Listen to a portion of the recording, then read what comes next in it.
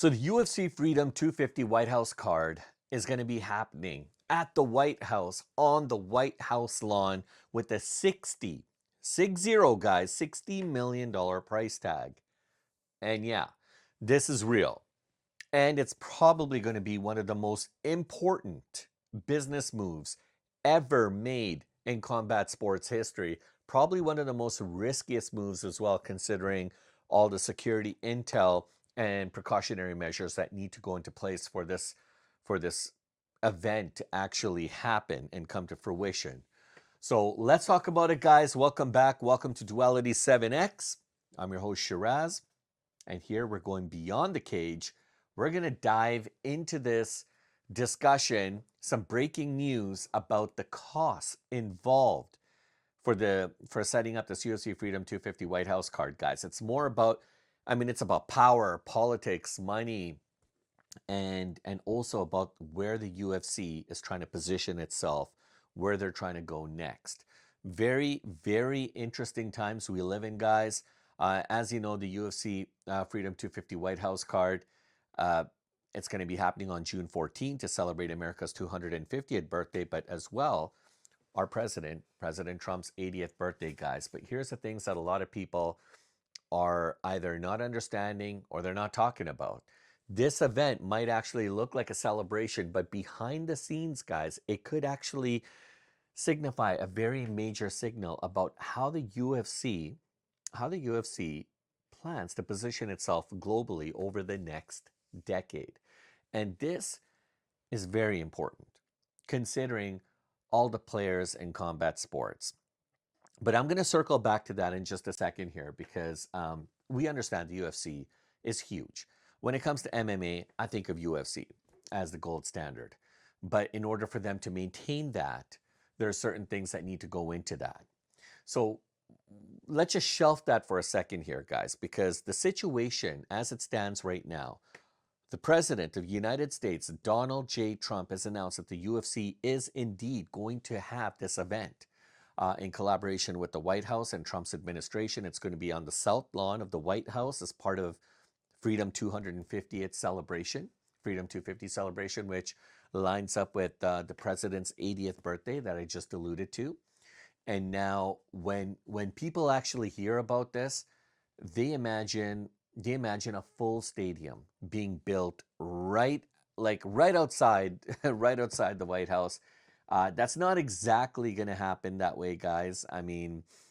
At least not that I'm privy to, but from what I understand, they're not going to build a brand new stadium just for this particular event. The UFC did actually release artist renderings of what it's going to look like and what we're actually going to get in terms of a custom built kind of like a canopy structure that it is going to be very high end, but it's going to be kind of like your temporary style kind of venue that's kind of built around the octagon with the White House as the backdrop and the Washington Monument in its view. So it is going to look very cool, and I put some of the renderings here for you guys to take a look at. And it's expected to seat about anywhere from 4,500 to about 5,000 plus people. Many of those people are going to be military veterans. Now, while up to 80 plus thousand fans can watch from big screens at the nearby, so that's going to happen. They are building like an area where people can watch. So visually, this is designed to look absolutely massive. Even a physical venue is actually pretty controlled, which is absolutely insane, guys. But yeah, this is going to be big. So they're going to have its own kind of area where people can do tailgating and all that kind of stuff. There's going to be all kinds of barbecue and events and things that are going to be happening, and then big giant screens so that 80 plus thousand people can watch as well too. So when you're and I think a lot of people want to know about the numbers. So when you talk about the numbers involved to try to actually put all of this together, no joke, guys. It's eight figures. It's 60 million, $60 million. That's what's expected to cost to put this event together. And that includes it's supposed to include everything. You know what I mean by everything? That's supposed to be like fighter pay. That's supposed to be like production, fan events. It's supposed to be logistics. I mean, and about $700,000 is going to be earmarked um, to be able to take care of the lawn right after the event is done. Dana White even said that they're building a structure in Europe. So, and they're gonna, and once that's done, it's going to be shipped out to Philadelphia and then transported to Washington for this event. So, yeah, a lot of money, a lot of thought and effort has gone into putting this event together. This is not your normal UFC fight night card. This is a global production, guys. This is going to be history in the making. And the one key detail here is that TKO, if in case you're wondering, the TKO group is going to be paying for all of it. No taxpayer money involved, absolutely none. So a lot of people, a lot of folks are concerned. Oh well, our taxpayers' dollars are going to this, and I'm not even a fan. But look, the TKO group is not even expected to profit directly from this event. This is solely something that they want to do to be able to celebrate America's 250th birthday and the president's 80th birthday. Now that should tell you something. That's pretty big deal. That's a pretty big deal, guys. So all of this is going to be taken care of in-house by the TKO group. Not any taxpayer dollar is going to have to worry about this. So if you think about the ticket sales, the pay-per-view buys, um, if you're looking at all of that, then you're probably looking at it in a wrong way because this is this is what you would refer to as branding at the highest level. Look, the UFC is a powerhouse, guys. They're a big, big power broker. All right, they're a player, and they're not just promoting fights anymore. They're positioning themselves as the global cultural force when it comes to the world of combat sports. Okay. They've got their hands in so many different subsidiaries and affiliations with partnership organizations. I mean, look, they've done huge, massive, massive events in Abu Dhabi. They've taken over the Sphere, if you guys remember that, the Las Vegas Sphere back in 2024 with the 20 plus million-dollar fight card. And now, and now they're staging a fight. They're staging a fight at perhaps one of the most iconic, recognizable, historical, political landmarks in the entire world. And and what are they saying about all this? Well, the UFC says that we don't just belong in arenas. We belong on the world stage. Just let that sink in for a second, guys. When I talk about their global reach, and talk about how this is history in the making, you tell me of another time where an event of this magnitude was taken or happened at the White House or any other, place of political interest before. In this event itself is going to be absolutely important. Some of the biggest stars in the sport are going to be there, but then on the flip side, some of the biggest names in the sport are not going to be there, and that's a concern for a lot of people. But I mean, you can't have every single fighter there. Not every single fighter is going to be able to compete. I mean, how long is this event going to be? But there is always going to be, I mean, any event like this at this scale, there's going to be some kind of backlash, some kind of controversy associated with it.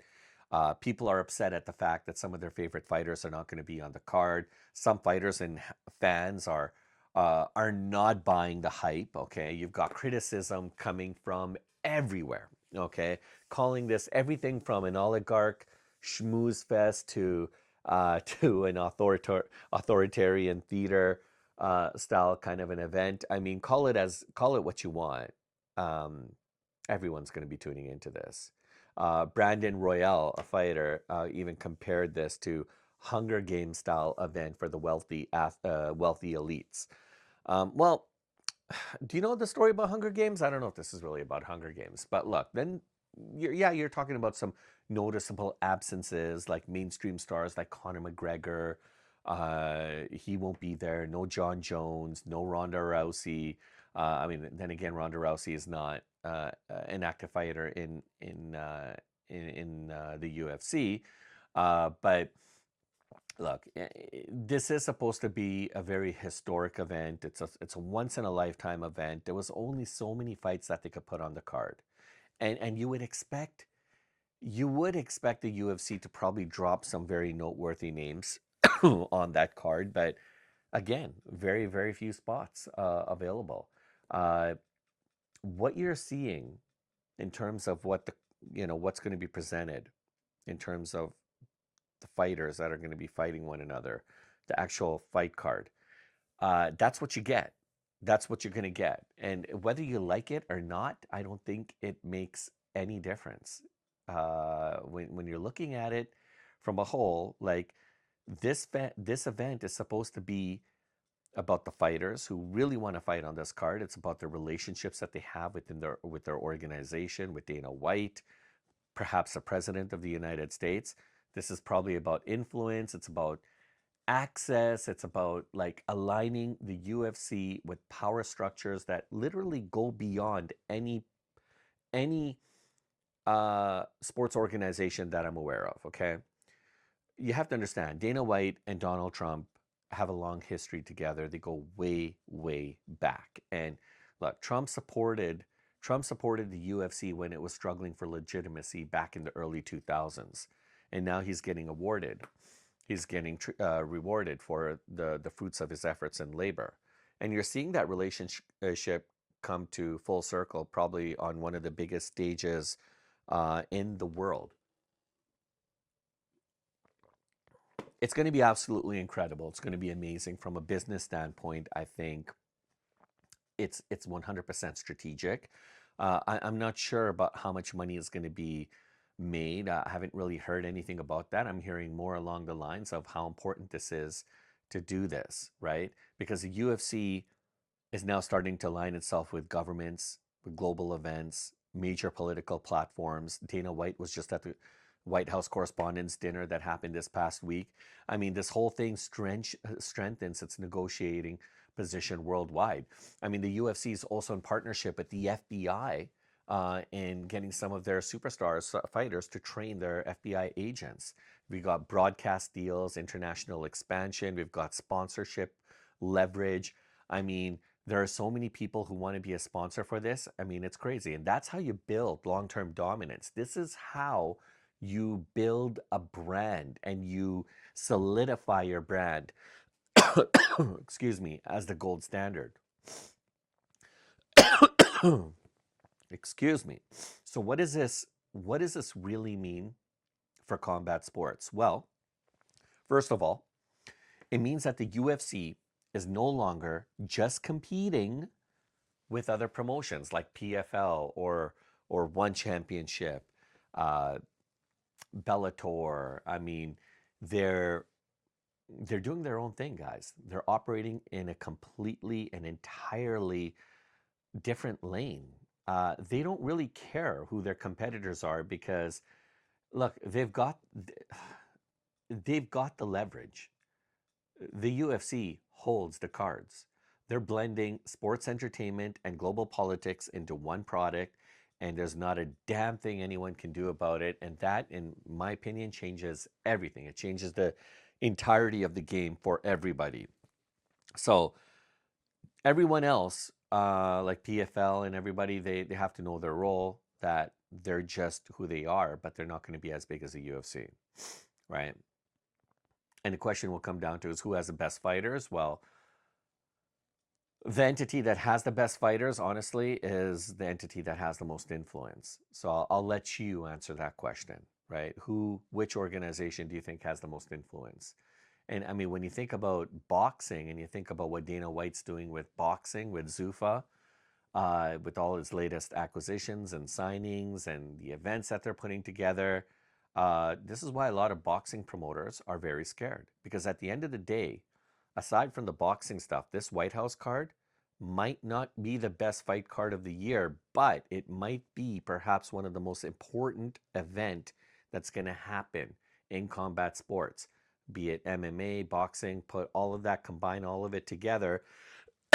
This event excuse me, this event is about making a statement and about showing everyone where the UFC is headed and their partners and affiliations and how far they're willing to go to stay on top. All right. So going back to boxing, boxing promoters need to take notice that Dana's here and Dana's playing hard, right?